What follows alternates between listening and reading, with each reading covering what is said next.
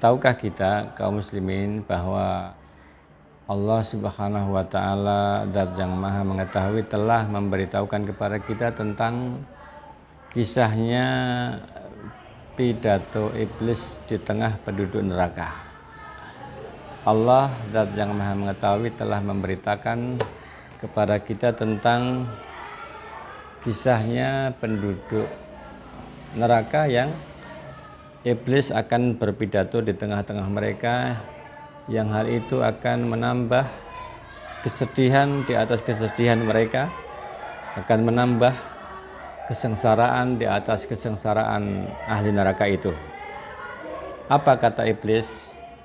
Yaitu difirmankan oleh Allah Subhanahu wa taala di dalam surat Ibrahim ayat yang ke-22, wa qala syaitanu lamma qudiyal amru innallaha wa'adakum wa'dal haqqi wa wa'adtukum fa akhlaftukum wa ma kana liya 'alaikum min sultanin illa an ta'autukum fastajabtum li fala talumuni walumu anfusakum ma ana bimusrikhikum wa ma antum bimusrikhi inni kafartu bima asraktumuni min qabl innadz zalimina lahum adzabun alim.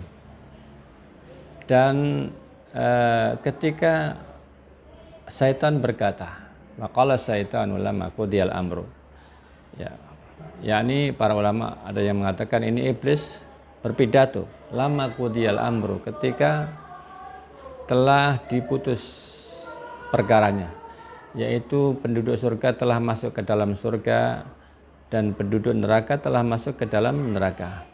Sesungguhnya Allah telah menjanjikan kepada kalian janji yang benar, dan aku menjanjikan kepada kalian, tetapi aku menyelisih kalian.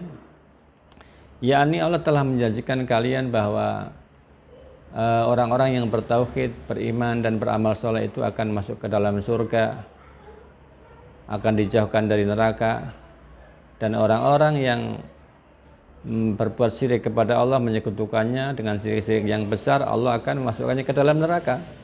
Dan Allah telah menepati janjinya.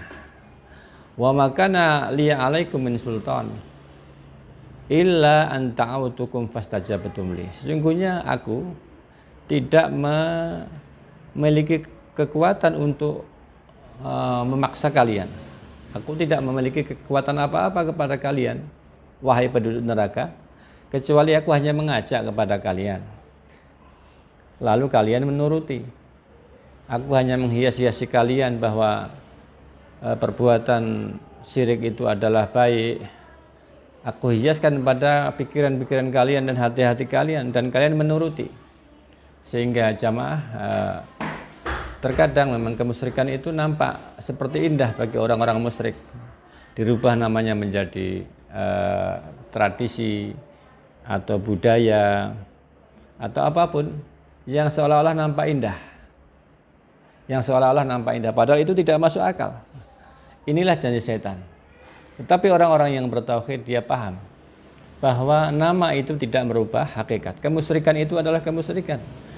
Apapun dirubah menjadi apapun, namanya dirubah oleh generasi manapun, yang tentunya nanti akan berbeda-beda nama kemusyrikan itu, tradisi dan yang lain-lainnya. Tetapi kalian dengan rayuan-rayuanku ini, kalian menuruti aku, fastajabtum li, kalian menuruti aku, sedangkan aku tidak memiliki hujjah, tidak memiliki kekuasaan untuk memaksa. Seandainya kalian bertauhid kepada Allah, aku tidak sanggup menarik kalian untuk menjadi orang yang musyrik.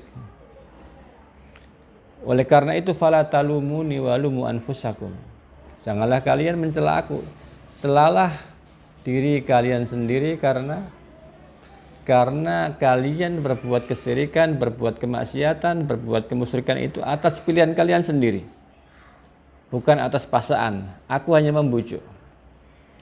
Ma ana bimusrikhikum wa ma antum bimusrikhi, aku tidak bisa menolong kalian sehingga kalian keluar dari azab ini. Aku sendiri dalam keadaan diadab oleh Allah Subhanahu wa taala. Wa ma antum bimusrikhi, juga kalian tidak mampu menolongku, kita sama-sama berada dalam azab. Ini kafartu bima asraktumuni min qabl. Sungguhnya aku telah mengingkari perbuatan kalian menyekutukan aku dengan Allah sejak dahulu. Innadz zalimina lahum adzabun alim. Sungguhnya orang-orang yang zalim itu akan mendapatkan azab yang pedih. Jamaah kaum muslimin, ini peringatan kepada kita betapa Allah itu maha lembut, ditandai dengan Allah mengingatkan ini dalam firman-Nya supaya kita orang-orang kaum muslimin terhindar dari kemusyrikan, terhindar dari kesesatan, terhindar dari kemurtatan, sehingga tetap beragama Islam, tetap bertauhid kepada Allah, sehingga akan mendapatkan janji Allah, wa udkhilal ladzina amanu wa amilus solihati jannatin tajri min tahtihal anhar khalidina fiha bi idzni rabbihim. Sungguhnya akan dimasukkan ke dalam surga yang mengalir di bawah sungai-sungai. Siapa itu? Orang-orang yang beriman dan beramal soleh. Di sini ada syahid bahwa Allah itu maha mengetahui sesuatu yang akan terjadi dan itu belum terjadi, yaitu keadaan ketika iblis kelak akan berpidato di tengah-tengah ahli neraka. Lalu kita tidak perlu bertanya mengapa di neraka masih ada pidato, apakah bisa berbicara. Itu urusan Allah Subhanahu wa taala. Seandainya iblis akan berpidato seperti itu dan itu kenyataannya seperti itu, maka itu memang ditakdirkan untuk mampu berbicara meskipun dalam siksaan. Sebagaimana juga Allah mampu menghidupkan, membuat kehidupan dalam neraka. Padahal di neraka itu kan siksanya berat. Api neraka dunia itu sangat kecil dibandingkan api neraka. Api neraka berlipat-lipat kali. Tetapi Allah sanggup membuat kehidupan di dalam neraka, sebagaimana Allah sanggup membuat kehidupan di dalam surga. Ini kekuasaan Allah Subhanahu wa taala. Karena itu ini pidato adalah akan menjadi nasihat bagi kaum mukminin untuk tetap iman, ya. Dan ini menunjukkan lemah lembutnya Allah kepada kita.